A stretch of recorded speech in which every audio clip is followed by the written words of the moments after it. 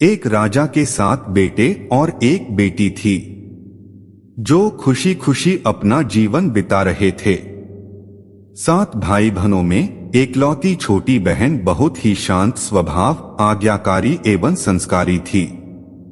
उनमें सबसे बड़े भाई का विवाह हो चुका था।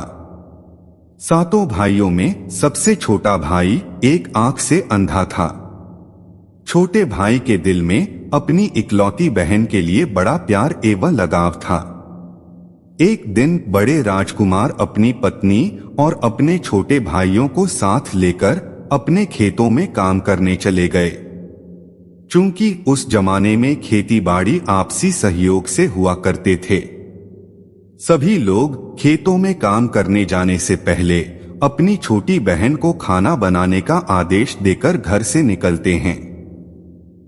7 राजकुमार की बहन अकेले घर पर खुशी खुशी सबके लिए खाना बनाने के लिए जंगल से सरौटी साग को तोड़ कर लाती है और बड़े प्यार से सरौटी साग की सब्जी बनाने से पहले बैठी सब्जी, फल आदि काटने का औजार से साग को काटने लगती है। इसी दौरान वह अपनी उंगली भी काट बैठती है और रक्त की एक तेज धार निकलने लगती है, जिससे उसका पूरा हाथ खून खून हो जाता है।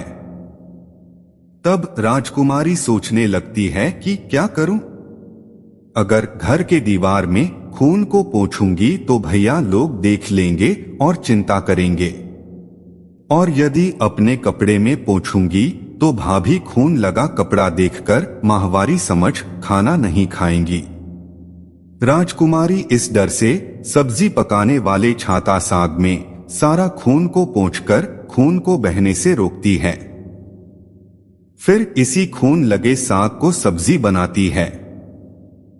जब उसके सारे भाई और भाभी अपने खेतों से लौटते हैं, तो छोटी बहन हमेशा की तरह सभी के लिए साफ थाली में खाना और मिट्टी के लोटे में पीने के लिए पानी देती है, और सभी एक साथ खाना खाते हैं और पके हुए साग को खाकर खाने की जमकर तारीफ करते हैं।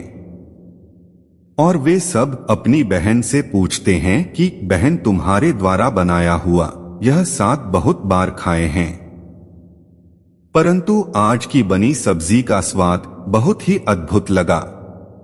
बताओ ना, कैसे और क्या क्या मिलाकर इतना स्वादिष्ट सब्जी बनाई हो?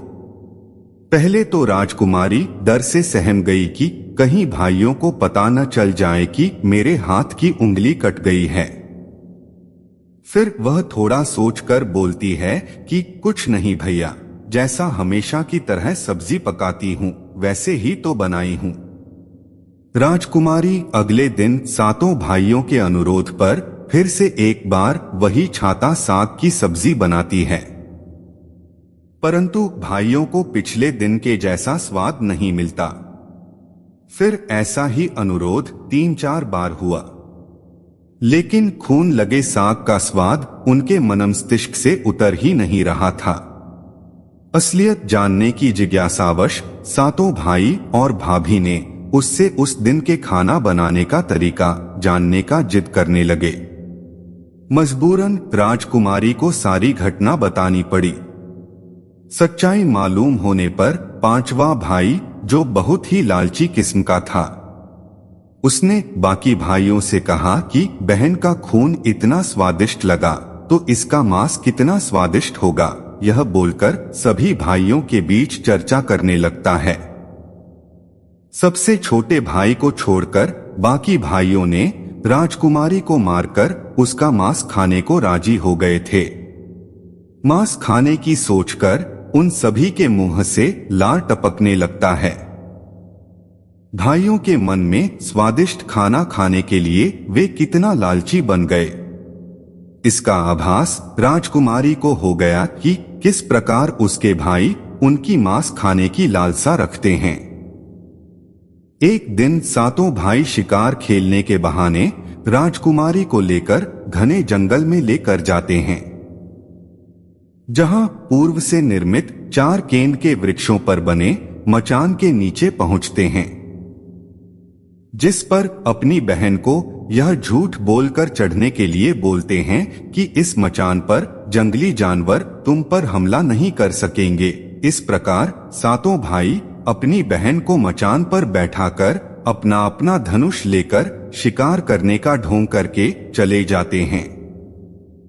तब राजकुमारी को पूरा आभास हो चुका था कि आज उसका आखिरी दिन है, लेकिन वह चाहती थी कि उनके भाइयों की इच्छा पूर्ण हो, इसलिए भी वह मचान में जाकर बैठ जाती है।